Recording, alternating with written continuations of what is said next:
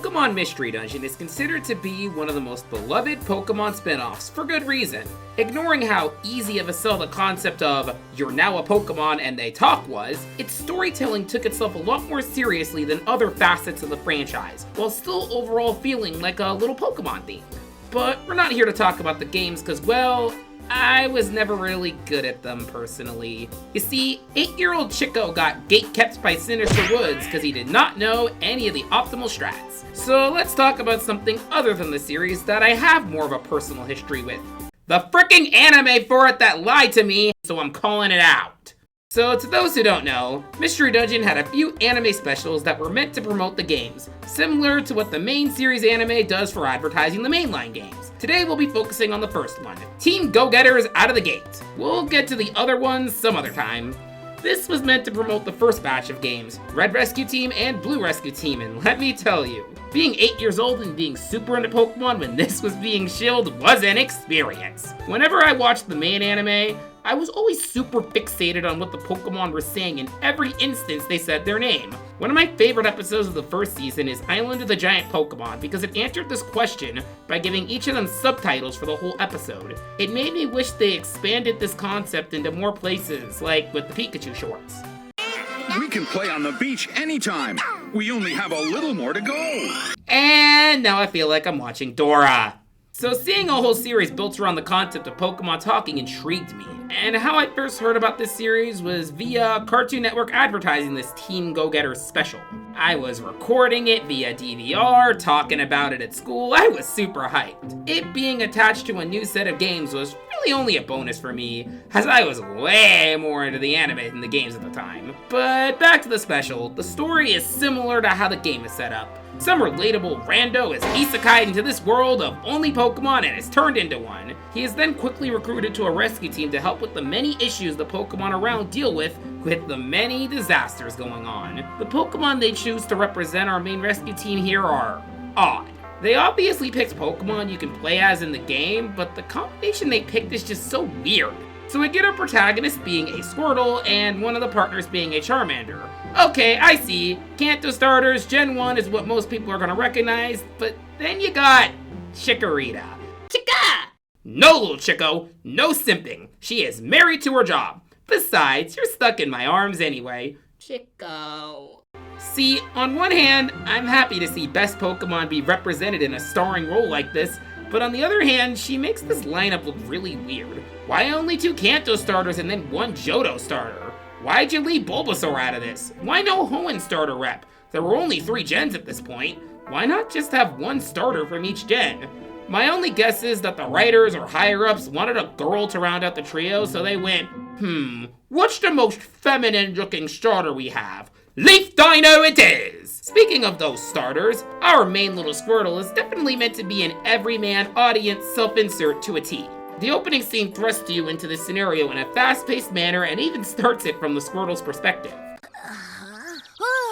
I was getting worried, Squirtle. Whoa, it's a Charmander. You're talking, but you're a Pokemon. So what? You're talking too and you're a Pokemon. One thing you may notice is that a lot of the voice actors from the anime are playing these Pokemon. The newer ones, not the 4Kids ones. And if you watch that version of the dub, it's pretty obvious. This feels great. Being a Pokemon isn't half bad. Hi, Max. That Sinister Cave's going to be pretty tough, and I want to make sure I've got everything we need. Hi, May and Jessie.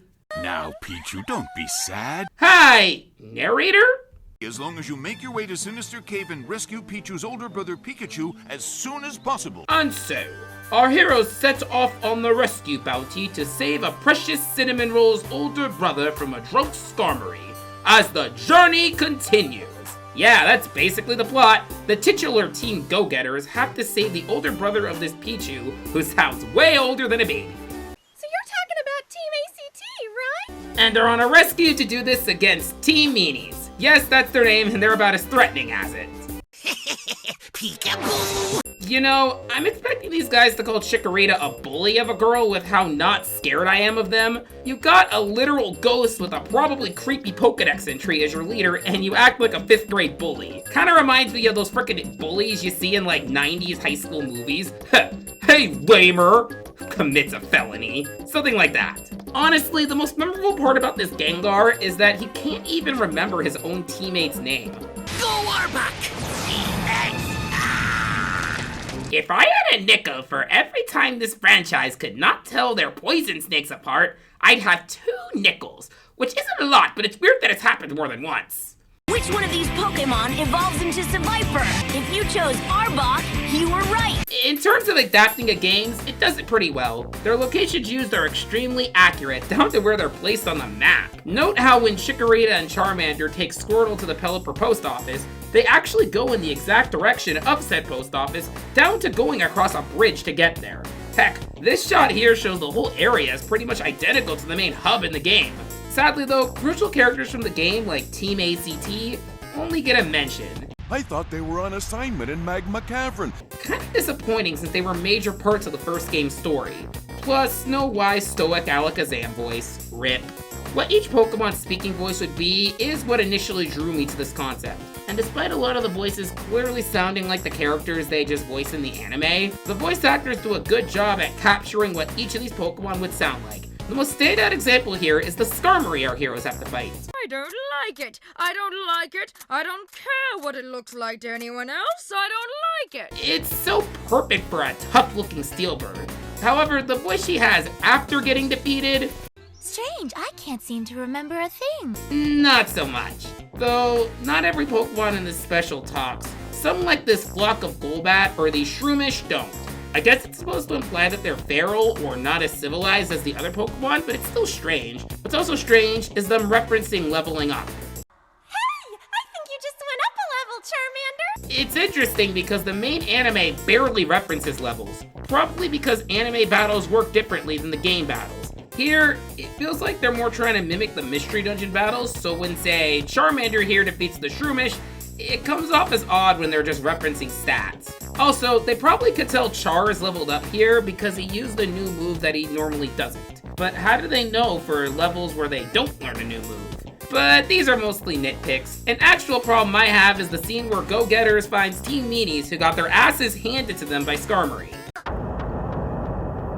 The fact that they just suddenly have this 180 and are suddenly super duper friendly nice to Go-Getters feels so out of left field. Especially given that before this, they pushed them out of the way, mocked Squirtle's bubble attack, raided an entire shop, and even stole their food. I guess it's to show they've been humbled by their failed attempt, but it would have been better and make this change clear if they had actually shown Team Meanies fighting Skarmory and losing.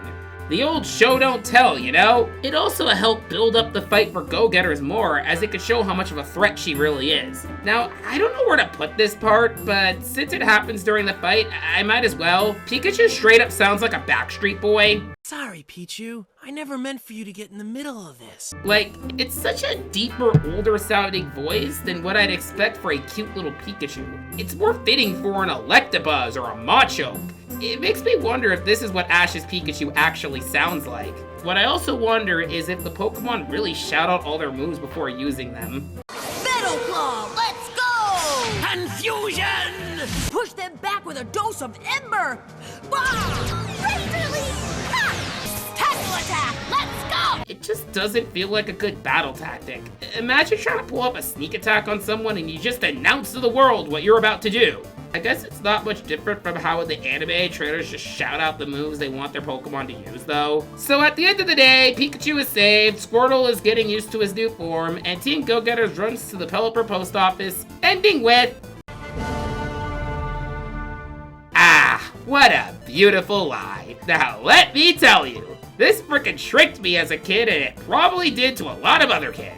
The fact that they put a to be continued at the end as if this is gonna be an ongoing series that this was just a pilot for really made me think there would be more. I mean, technically there were, but those were for different games with different characters. I wanted to see a continuation for these characters.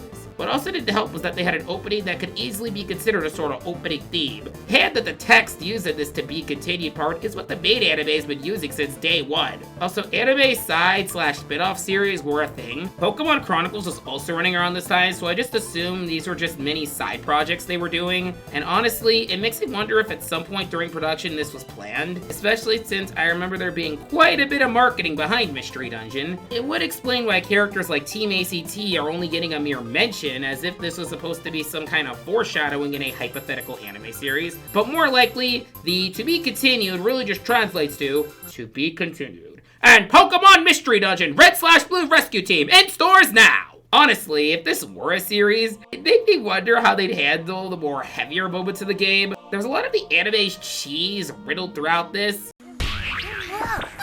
Butterfingers?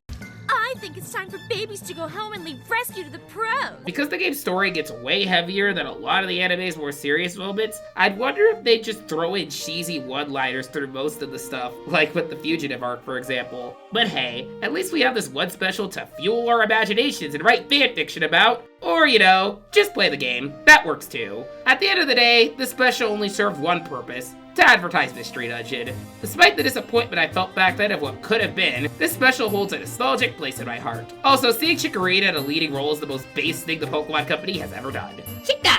You said it, little Chico.